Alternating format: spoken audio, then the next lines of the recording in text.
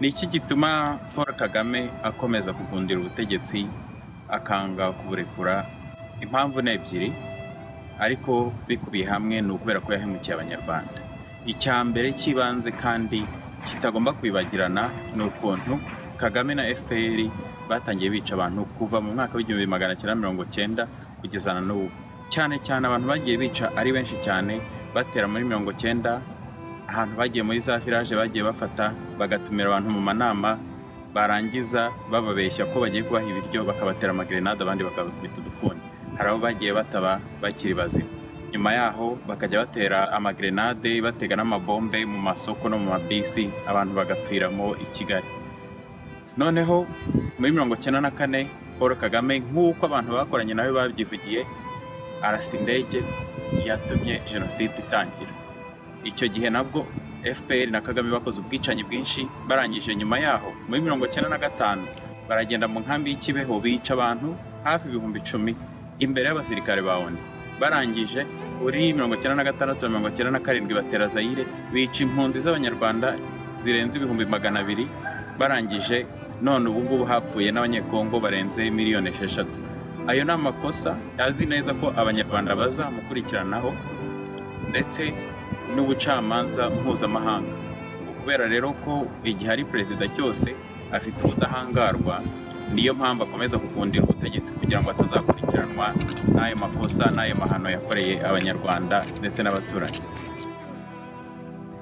Ababyeyi yarabahekuye, bamwe bamazeho urubyaro, abana yabagize imfubyi, abagore n'abagabo yabagize abapfakazi. Hari n'abaturage bo mu Ruhengeri n'Igisenyi bagiye bashyira muri za kave mu buvumo bakabatwika. Noneho hari n'ikindi gishyashya rero cyadutse cy'ubugome FPR na Kagame bakorera abanyarwanda. Hari ikintu cyo kurigisa abantu, amafamiye akabura abantu babo. Noneho ubu ngubu hari n'ikindi cy'uko umuntu baramurega ngo yibye igitoki, ngo yibye inka, sinzi n'ibindi, barangiza bakabarasa batabaciriye n'urubanza.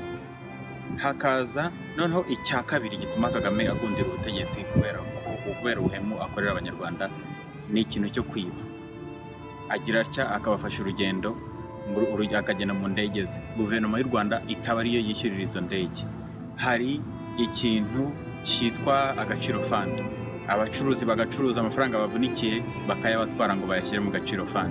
Abakozi bakoze akazi bakabaka amafaranga bakayakura mu mishahara yabo no kuri konti zabo, ngo na agaciro fund, ayandi ngo n'amafaranga yo kujya mu cyama batanarimo. Noneho hakaba n'abacuruzi babazunguza ibirirwa birukanka aho bacururiza muri za quartier, bajya gukubita kugeza naho hari n'ububishe umwaka ushize. Ibyo ni ibintu byose abanyarwanda bakomeza kubona ubugome FPR na Kagame babakorera kandi batazibagirwa, kandi Kagame azakurikiranwaho umunsi yavuye ku perezida. Niyo mpamvu afite ubwoba bwo kurekura ubuperezida. Niyo mpamvu umuntu wese ushatse nawe kwiyamamaza nka Diane Rwigara na Bayingabire nabo bashyira mu munyururu, ni ukubera ko afite ubwoba bw'ibizakurikira ibyaha yakoreye abanyarwanda n'ubwicanyi yakoreye n'abaturanyi bo muri Kongo.